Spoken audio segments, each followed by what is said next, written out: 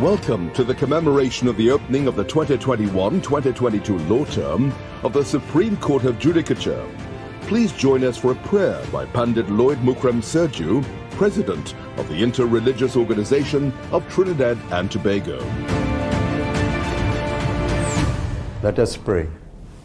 Almighty and eternal, highest on high, the light of the world, the merciful, compassionate, caring and loving Creator, we seek your divine presence amongst us as we commemorate the opening of the 2021-2022 law term. Bless the Chief Justice, the judges, and all connected with the administration of justice in the country. We ask you to guide and protect them all. Continue to give them the health, strength, and vision to do all things right to the satisfaction of our nation. Show them the path of righteousness, so that they will be guided in their judgments and decisions. We ask you to also bless their families and members of staff. You are ever present in all our relationships. You are the remover of sorrow and the bestower of happiness. May your divine light continue to shine over their places of work for safety and protection, so that they can perform their duties without fear or favor. Merciful Creator, we seek your forgiveness of any mistakes that may have been made in the past. We give thanks for all that you have bestowed upon us and seek your eternal presence. Bless those who have served this institution and are not with us today. May your light continue to be with them now and in the hereafter. May we all receive comfort and solace in your love, powers, and light. We thank you. We thank our inter-religious organization. It is our pleasure to introduce Kishon Julian, winner of the 2021 Panorama competition.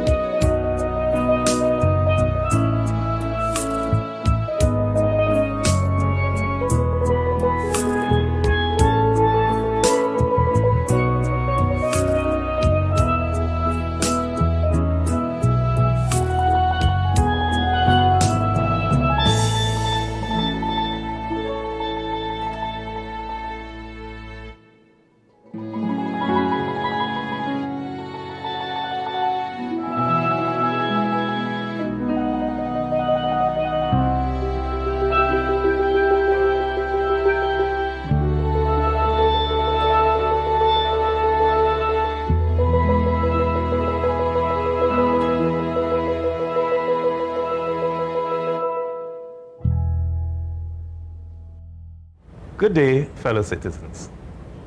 Some of you may recall that during my inaugural speech as Chief Justice, way back in 2008, I likened the judiciary to a business corporation and the citizens of Trinidad and Tobago to its shareholders and customers.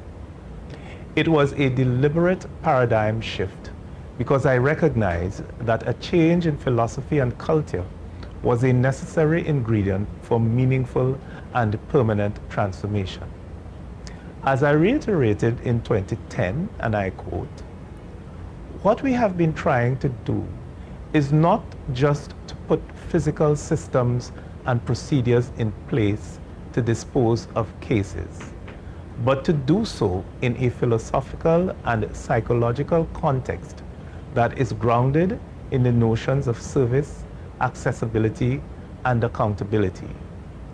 We believe this should be the minimum return on the investment made in us by our shareholders, the national community, especially when what is invested is their trust and their confidence. That approach also leads us to pay attention to cost effectiveness. It requires us to look at the subjective customer experience and not just throughput rates. It requires us to develop an organization that exists not for self-perpetuation, but one that anticipates and responds flexibly and proactively to a changing external environment, including, most importantly, its customers' expectations. Otherwise, that part of our vision that speaks to maintaining public confidence in the administration of justice would be a mere platitude." End quote. Today, I bring you the Chairman's report. Walk with me as we briefly revisit our journey over the past decade. We will see the steps taken toward the fulfillment of the vision, the work that has been done over the past year, and the projections for the coming year. Remember the theme, people, plant, and process, as we trace the path of transformation through focus on process reengineering, physical and digital infrastructure, and technical and human resource realignment. Where were we in 2010? We were operating in a paper-based environment. Our legacy case management software, GEMS, was prohibitively expensive, not well supported by the vendors, and no longer meeting our evolving needs. Our organizational structure did not adequately take account of the diversity of our customer base. Just to give a few examples of the steps on our journey. First, we recognize that drug addiction is a public health issue with criminogenic dimensions and not just a crime problem. So the drug treatment courts were established. Secondly, the criminal justice system treated children in conflict with the law like adults, not recognizing their neurological and psychosocial differences and needs as criminogenic factors that required differentiated treatment if the aim is restoration and reintegration into the society. We partnered with the UNDP and USAID as well as local stakeholders to transform the juvenile justice system up to and including new judges' rules for children. Thus, the Children Court was born, providing a specialized suite of diagnostic and support services. We finally got rid of the awful concept of children beyond control. We now speak of CHINs, children in need of supervision. The new nomenclature suggests a change that is both attitudinal and ameliorative rather than derogatory. Thirdly, new criminal procedure rules were introduced to assist in the proper management of criminal matters. Fourthly, systems for collection and disbursement of maintenance and payment of fines and fees were paper-based, requiring physical attention with lost productivity for the judiciary and clients alike, and did not take into account the fact that a large percentage of our population is unbanked. And so, court pay was born. As I mentioned last year, it is about more than payments. It is about e-vote books, generation and reconciliation of accounts and reports, and better audit trails and accountability. All this on our own in-house proprietary software. There is now an additional version of court pay, bringing more convenience to our customers. Fifth, with Nigeria and the National Center for State Courts, we formed the nucleus of a consortium to develop case management software with no licensing costs. That consortium has now grown to the extent that 22 interested countries were represented at the consortium meeting in early October, with Namibia being the latest to formally join. We will continue to benefit from innovations and improvements developed in any of the member countries, and TT Gym is now into its second iteration, thanks to that fruitful collaboration, whose product is on its way to becoming the gold standard internationally. Lastly, the divisionalization of the High Court and reducing the number of districts in the magistracy can now facilitate more focused management and efficient deployment of human resources. During the course of today's presentation, we will highlight some of the major achievements and reforms that we continue to roll out in fulfillment of our mission. Suffice it to say that by the beginning of 2020, we were well poised to transition the judiciary to a place where we could leverage the best available technology in support of more rational, streamlined, and effective workflows and processes. And then there was COVID-19. Crises present both incentive and opportunities for change. In order to maintain service delivery, some priorities were reordered and timelines advanced. Guided by our medical response team in the preservation of a safe environment and development of new protocols for court users, staff, and facilities management, we have made the transition to e-delivery of justice quite successfully, and the expectations and desires of our clients have now shifted toward full acceptance. This is the new normal. Our most recent development, of which we are quite proud, is the rollout of our Judiciary Contact Center. It is much more than a call center, providing live assistance and opportunities for problem solving for whoever needs to navigate our systems. The center will move towards the increased use of information technology in the future to meet stakeholder needs. We recognize the need to be more user-friendly, particularly in an environment where our clients cannot simply walk in for guidance as the pandemic continues to affect us all. And in any event, why expend on and risk transportation when you could do it from home? In terms of stakeholder engagement, we have restarted the Criminal Justice Sector Committee, activated the Domestic Violence Process Review and Service Enhancement Committee, the Accelerate Restore Connect program, ARC, with COSTAT, the U-Turn collaboration, and the TTICCS Codes Multi-Stakeholder Committee, to name a few. This is not by any means to suggest that everything is perfect.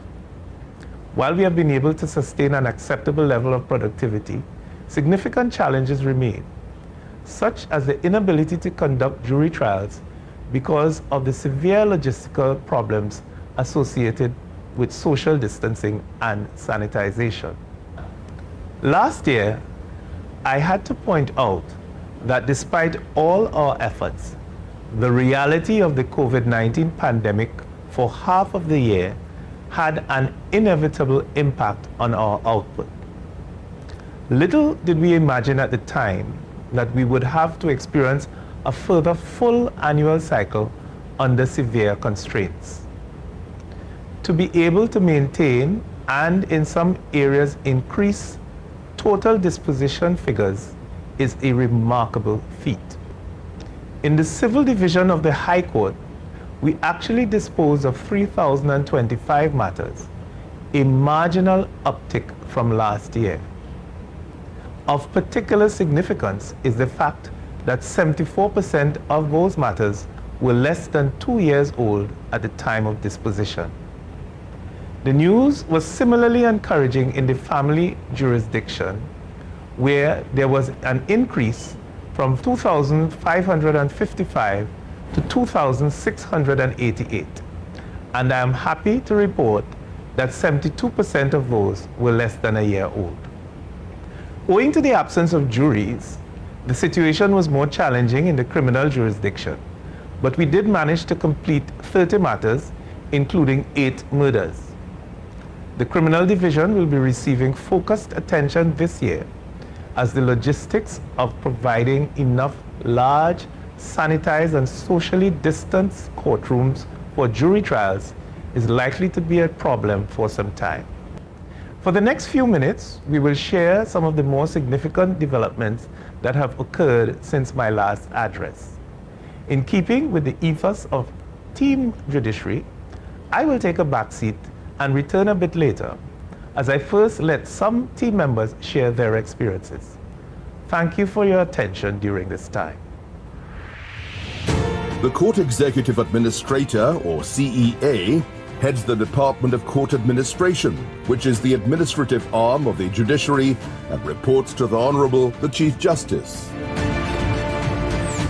Courts are complex organizations in which many moving parts must come together for individual cases to be heard and for all cases to progress. Each of these parts require resources, systems, and processes, all of which must be designed, implemented, and managed. It's a tall order, as just over 150,000 new cases are filed each year to be heard by 111 judges, masters, and magistrates. And all activities in these cases must be signed off on by 19 High Court registrars and 17 magistracy registrars. To the individual user, what is seen is the simple scheduling and disposition of their case, the service that we provide to them. Aware of the fact that the judiciary's role is to provide a service to the public, we set about to review and transform the judiciary's structure, resources, and processes to address modern realities, identified weaknesses, and to improve its service.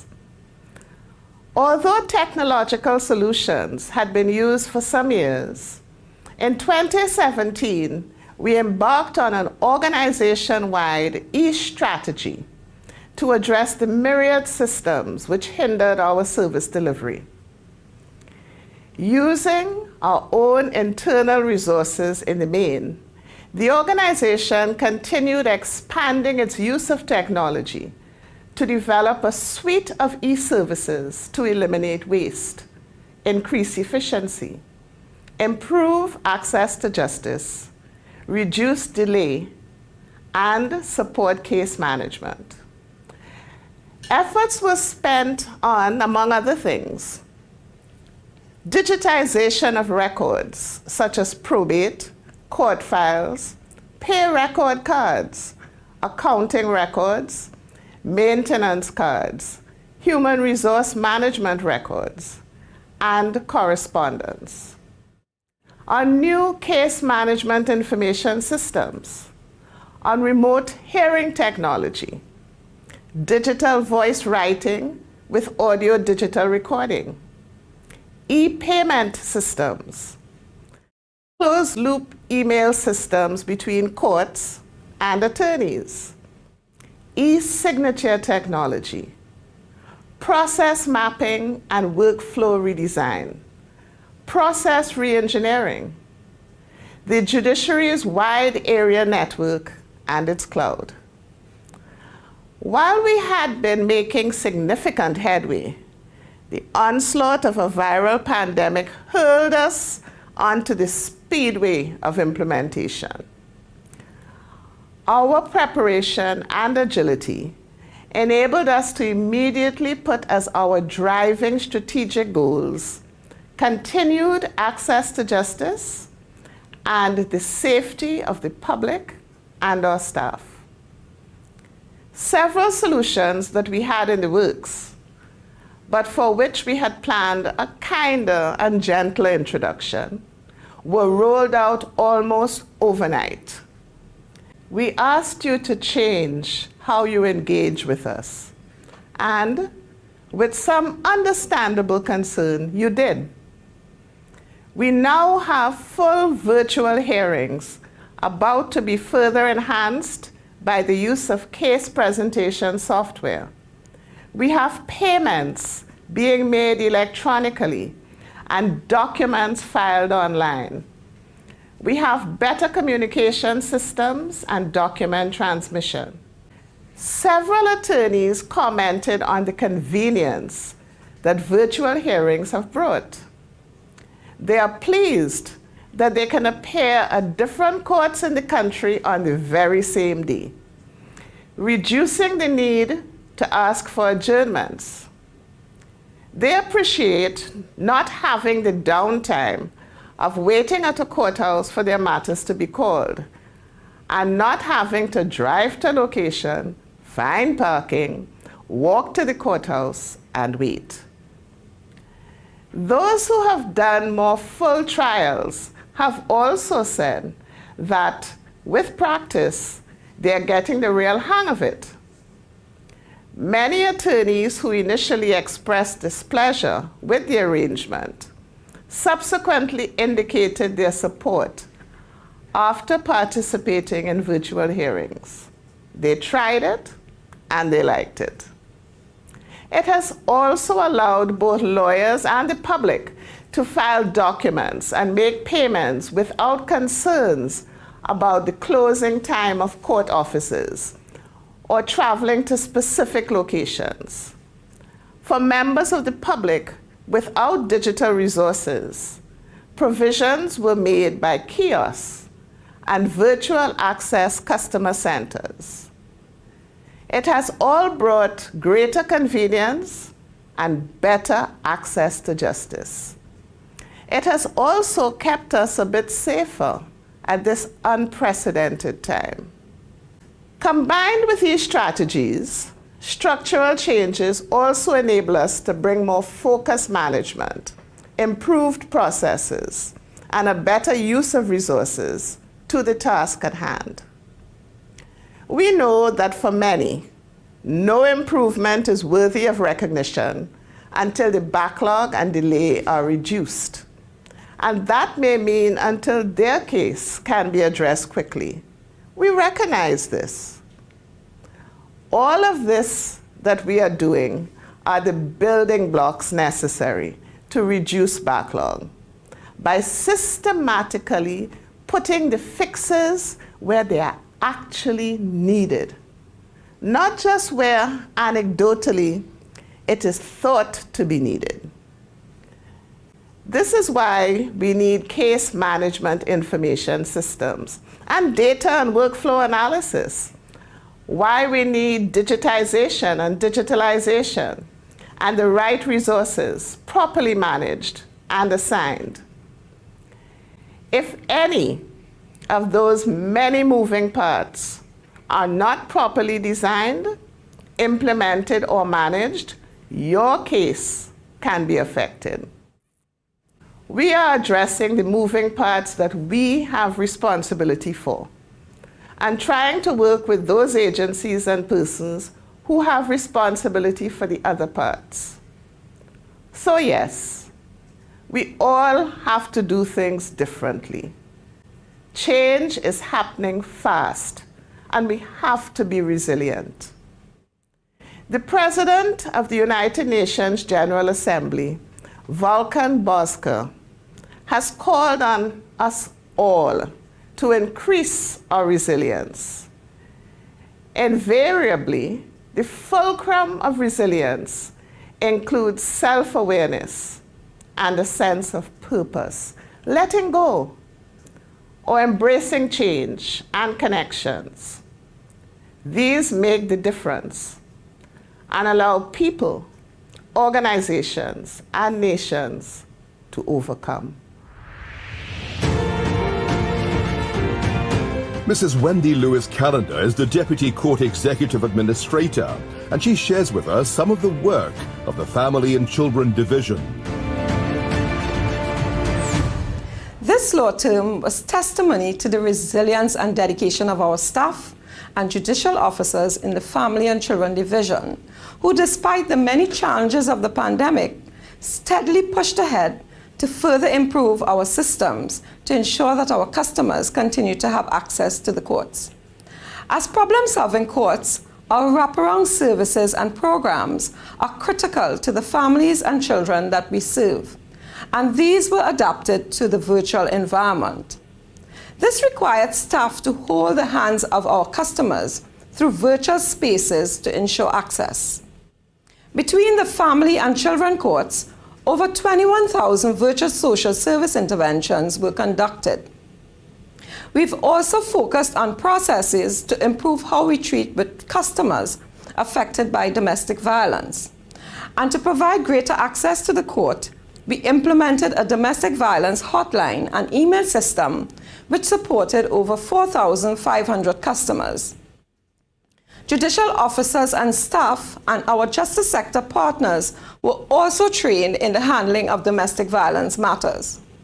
A third family court was established in Princestown, and the family court in Port of Spain expanded to ensure families in these jurisdictions received improved services and access to a family court. Together with our colleagues at the district courts, we intensified our efforts to convert over 9,000 customers to court pay to allow for easy access to maintenance funds. We recognized that the children who come before the court lack transitionary support. Judiciary has therefore developed the Accelerate, Restore, and Connect program and will partner with COSTAT to provide these children with opportunities for mentorship, coaching, academic and skills development, and career growth. Electronic monitoring was also introduced at the Children Court as another non-custodial option for children. This just gives a snapshot of our work, dedication, and journey as we continue to provide the necessary support for families and children. The Criminal Division has been undergoing much change in preparation for the implementation of new legislation. Madam Justice Ramsumir Hines and partner Master Trevor Jones give us some insight into the new landscape. I am Justice Lisa Ramsumir Hines. I am Master Trevor Jones. As partner master, I case manage the judge's calendar robustly. Not every indictment requires a trial, and I can fast-track matters to the judge using early disposition tools, such as plea bargaining, guilty pleas, lesser counts, and maximum sentence indications. For trials, I narrow the issues to only what is in dispute. Once I get a trial-ready matter, I then manage it to disposition like a project. More persons are electing judge-alone trials and have come to realize the efficacy of the virtual courtroom. In virtual judge-alone trials, attorneys, accused, and anyone else in remote attendance can simultaneously observe every single word and item of evidence together with the fact finder, who then returns a verdict with reasons. The outlook is even better as we are now using case lines for trials.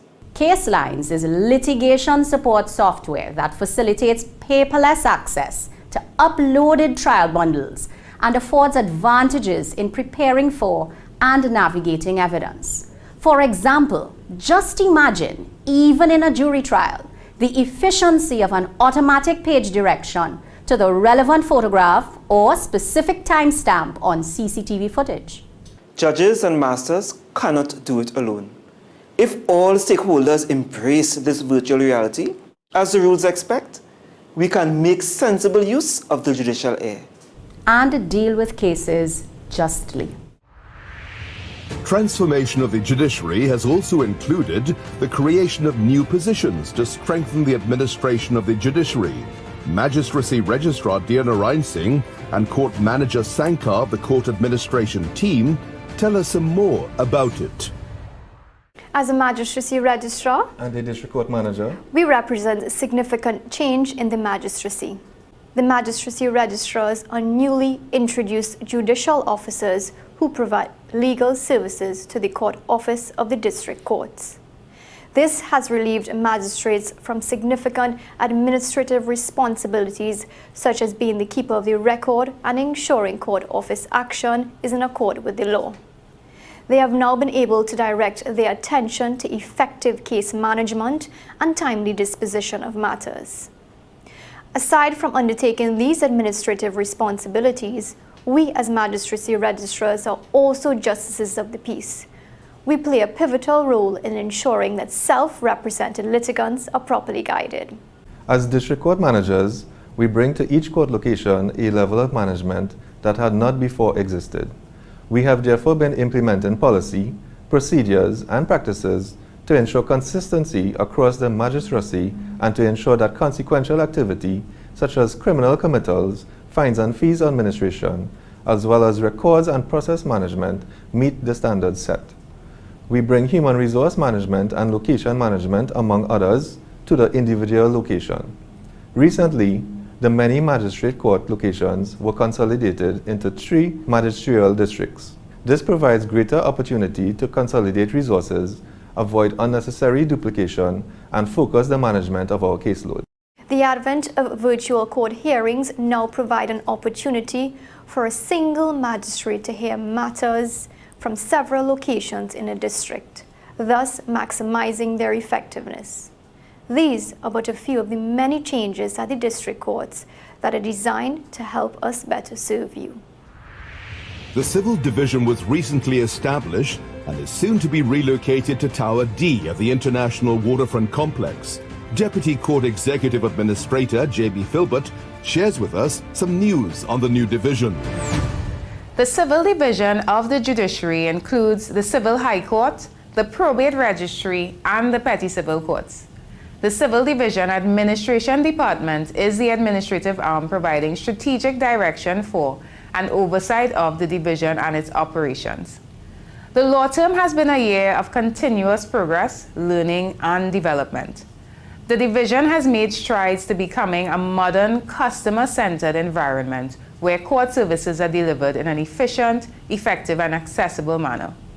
During our initial year, the department facilitated virtual dialogue sessions with various stakeholder groups to discuss the establishment of a small claims court. We implemented e-filing portals for the Petty Civil Court and the Probate Registry, and further reworked strategies and processes with a view to promoting value-added activity and working towards improved quality services to our customers. I'm also pleased to report that development work has started on the new automated case management information system.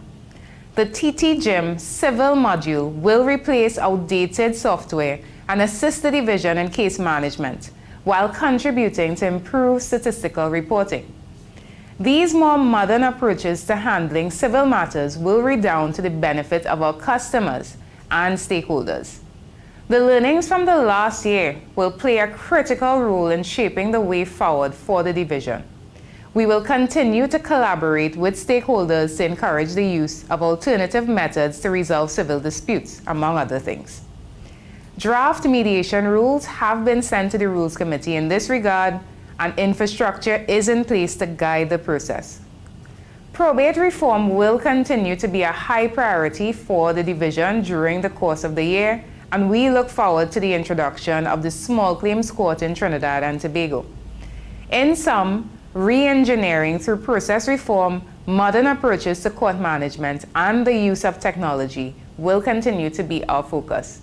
We look forward to improving the quality of civil justice and the continued transformation of the Judiciary of Trinidad and Tobago.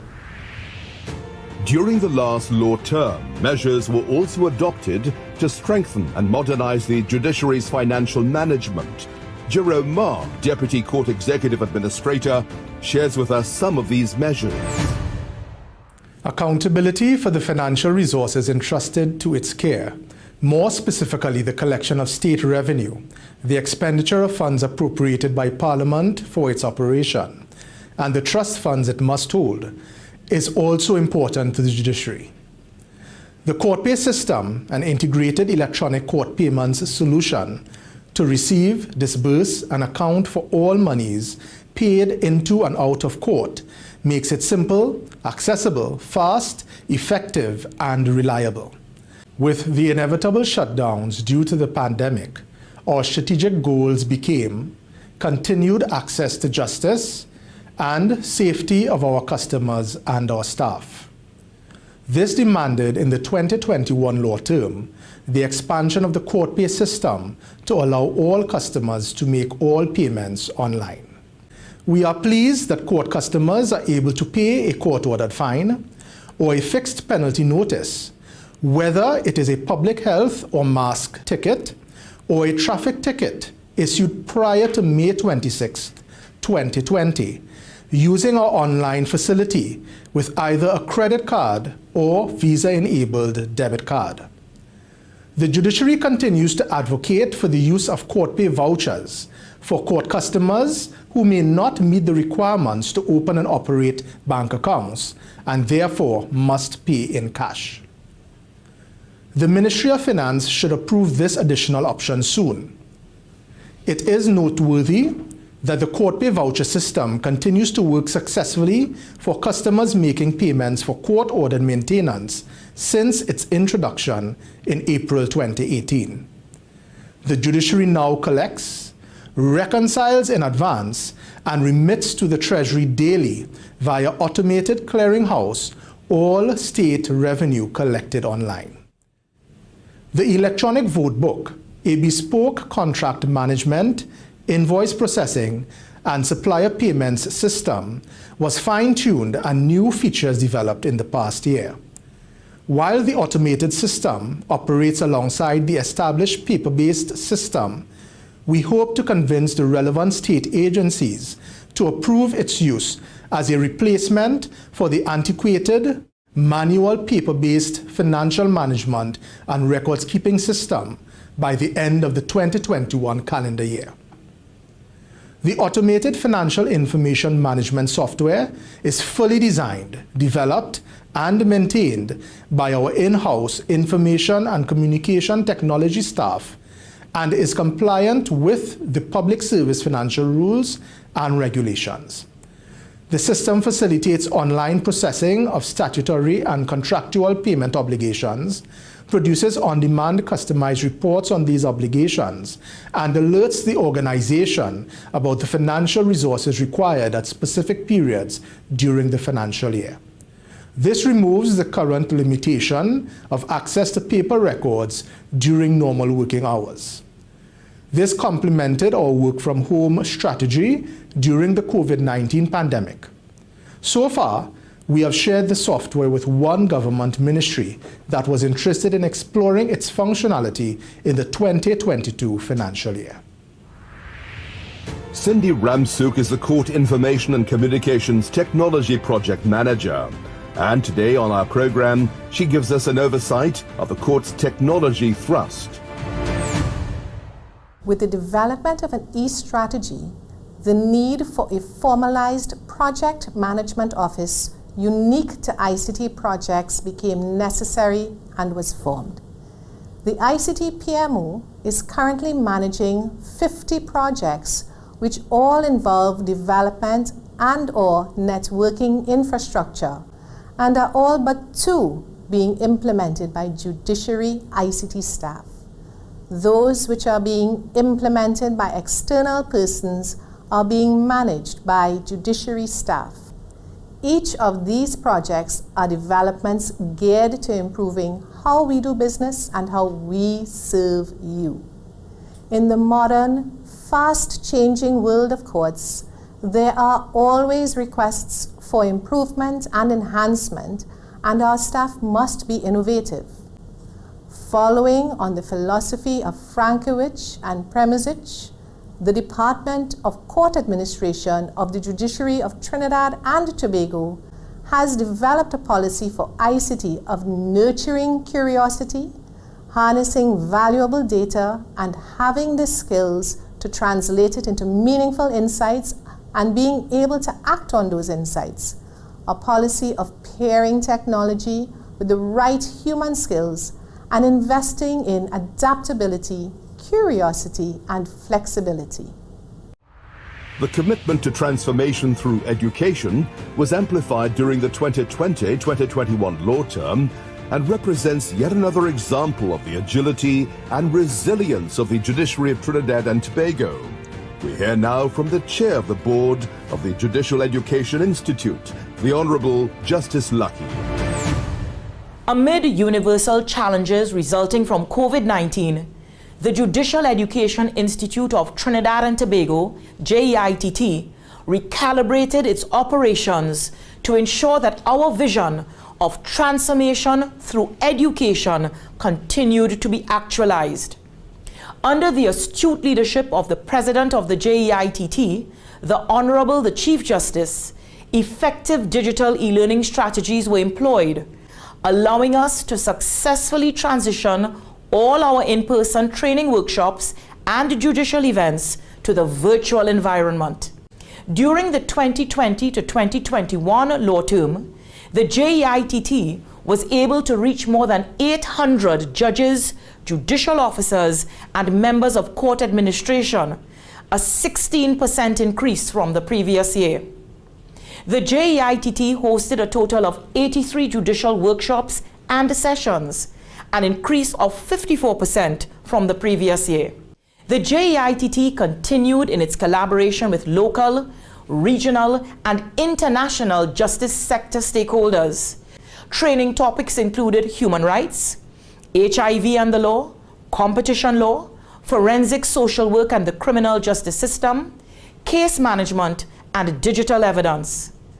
Our 2021 Professional Development Seminar focused on the effective adjudication of financial crimes. Our distinguished Juris Lecture explored artificial intelligence and the law. The JEITT now operates at Level 13 Tower D at the International Waterfront, with facilities outfitted with streamlined technology, high-definition capture solutions, and e-learning software. The JEITT celebrates efficacy, growth, and the creation of new opportunities as we continue to embrace the technological future. So there we are, ladies and gentlemen. All of this has been accomplished in an environment of restricted movement and declining revenues. Releases for our development program decreased from 45.4 million in fiscal 2020 to 33 million last year. We have been able to sustain significant development and actually utilize funds given to us wisely. We have a burn rate of 97%. I believe the judiciary has demonstrated its ability to manage public funds in a cost-effective, efficient, and accountable manner. However, our ability to sustain and accelerate necessary transformations is hampered by the public sector hiring and financing arrangements that are notoriously slow and inefficient and, as I have observed previously, are in some instances incompatible with true judicial independence. I must therefore renew the call for the financial and administrative autonomy promised in the 2015 budget speech. This call goes as far back as 1892, for our colonial forebears had established a commission to look into the functioning of the Registrar's Office in Trinidad. This was the fulcrum on which the judiciary operated, and it was concluded that the registry should have been a closed shop, given the special requirements such as skill sets and the need to retain these skill sets. Nothing has changed since then. Indeed, it has grown worse in the judiciary in respect of our freedom to manage our own affairs. The skill sets necessary for optimal functioning in a judicial environment are often unique and cannot be acquired elsewhere in state employment or in areas like IT in a formal degree program. The fact is that internationally, education is moving more towards modular, buffet-style accretion of skills as job markets and typical career structures evolve. The focus on papers rather than competencies means that I couldn't hire Bill Gates as an IT technician. Criteria for hiring contract workers in the public sector unfairly discount private sector experience. We must do better than that.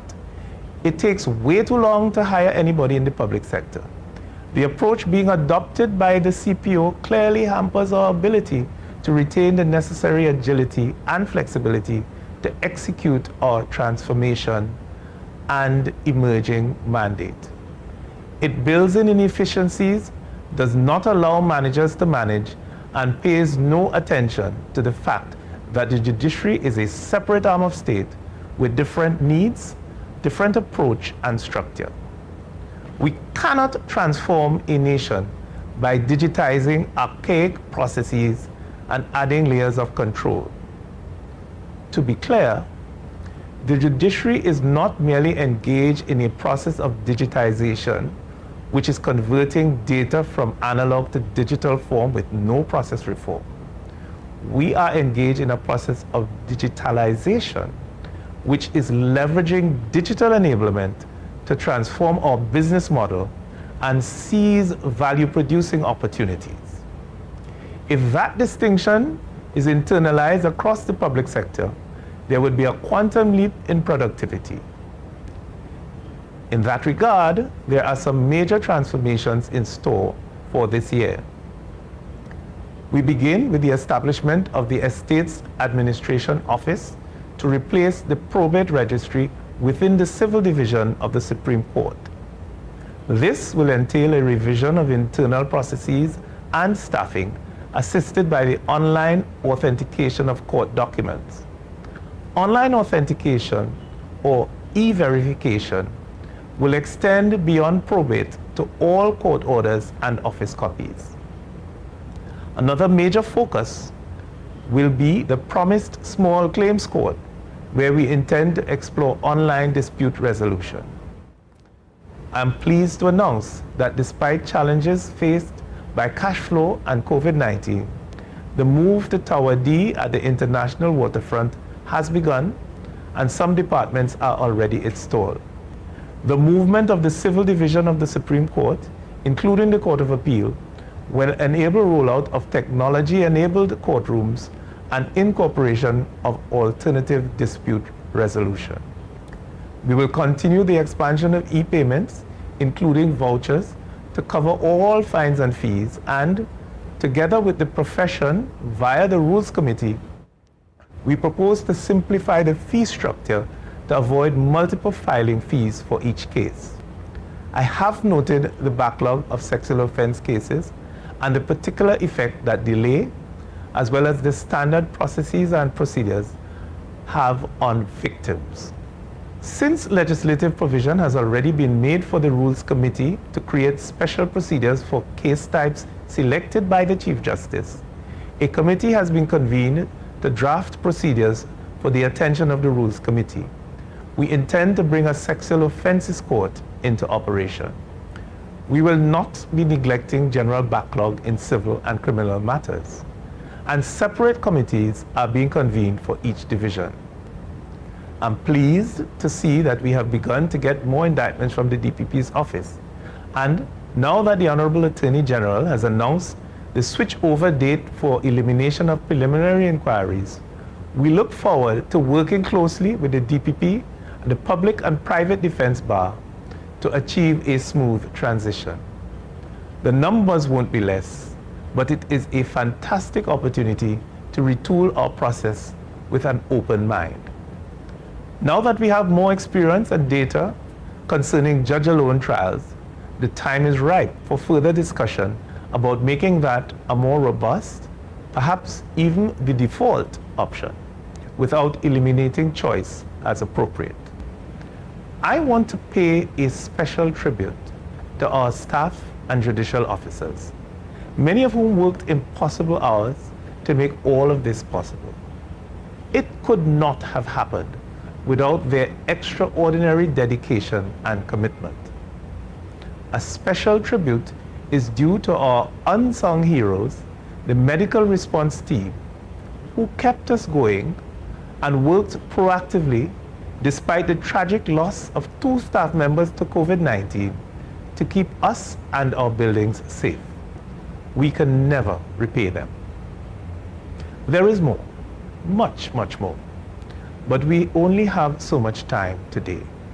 I invite you to go online and look at our website to get a further appreciation of what is being accomplished and the continuing enhancement of service. For those of you interested in detailed statistics, our annual report due before the end of the calendar year, and which will also be available online, will be a useful resource. Of course, none of this could have or will be accomplished without the invaluable input from our dedicated team and our external stakeholders, some of whom I have already mentioned. Lists are always dangerous, so I will say a general and heartfelt thank you to all. Most of all, to you, my fellow citizens.